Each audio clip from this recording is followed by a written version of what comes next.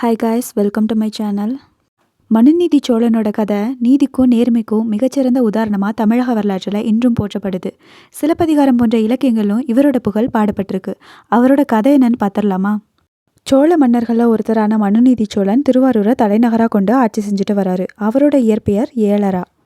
மனு தர்மப்படி இவர் ஆட்சி செஞ்சனால மனுநீதி சோழன்னு அழைக்கப்பட்டார். அவர் தன்னோட ஆட்சியில் யாருக்குமே அநீதி இழைக்கக்கூடாதுங்கிறதுல ரொம்பவே கவனமாக இருந்தார். அந்த மன்னர் தன்னோட அரண்மனை வாயிலில் ஒரு பெரிய ஆராய்ச்சி மணியை கட்டியிருந்தார்.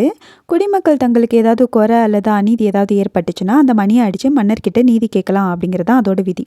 பல ஆண்டுகளாக அந்த மணி அடிக்கப்படாமலே இருந்துச்சு. அதுவே அந்த மன்னரோட சிறந்த ஆட்சிக்கு சான்றா அமைஞ்சது.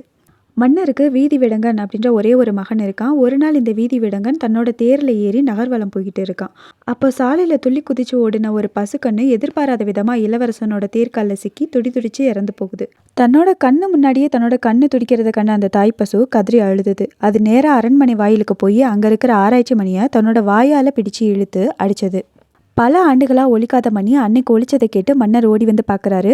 அங்கே ஒரு பசு கண்ணீர் விட்டு அழுதுட்டு இருக்கதையும் பார்க்குறாரு. நடந்ததை விசாரிக்கிறப்போ தன்னோட மகன் இளவரசன் வீதி விடங்கன் தேர்காலில் பட்டு தான் அந்த கண்ணுக்குட்டி இறந்ததுங்கிறத தெரிஞ்சுக்கிறாரு. மன்னருக்கு பெரிய தர்ம சங்கடம் ஏற்பட்டுச்சு. அமைச்சர்கள் எல்லாருமே, மன்னா இது தற்செயலாக நடந்த விபத்து தான், இதுக்கு பரிகாரமாக பசுக்கு தான தர்மங்களை செஞ்சிடலாம், இளவரசனை மன்னிச்சிடலான்னு சொல்கிறாங்க. ஆனால் மனுநீதி சோழன் அதை ஏற்றுக்கல. தன்னோட கண்ணுக்குட்டியை இழந்த அந்த பசுவோட துயரம் மிக பெரியது. ஒரு பசுவோட கண்ணீருக்கு காரணமானவன் யாராக இருந்தாலும், அவன் அரசனோட மகனாக இருந்தாலும் தண்டனைங்கிறது ஒன்று தான் அப்படின்னு சொல்கிறாரு. மனுநீதி சோழன் ஒரு கடுமையான முடிவு எடுக்கிறாரு. அந்த பசு தன்னோட கண்ணுக்குட்டியை இழந்து எவ்வளோ வேதனைப்படுதோ அதே வேதனையை நானும் அனுபவிக்கணும்.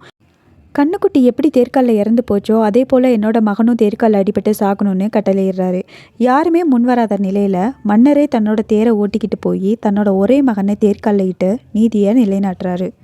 மன்னரோட இந்த அசாத்தியமான நீதி உணர்வை கண்டு வியந்த இறைவன் திருவாரூர் தியாகராஜன் அங்கே நேரில் தோன்றி இறந்த கண்ணுக்குட்டியும் இளவரசனையும் மீண்டும் உயிர்ப்பிச்சு கொடுத்தார் அப்படிங்கிறது ஐதீகம்.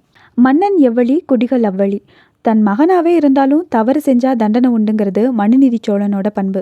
அது இன்றைக்கும் உலகுக்கு சிறந்த பாடமாக இருக்குது. இந்த நிகழ்வை நினைவு கூறுற வகையில் இன்றைக்கும் திருவாரூர் தியாகராஜர் கோயிலில் மனுநீதி சோழனுக்கும் பசுவுக்கும் சிலைகள் அமைக்கப்பட்டிருக்கும்.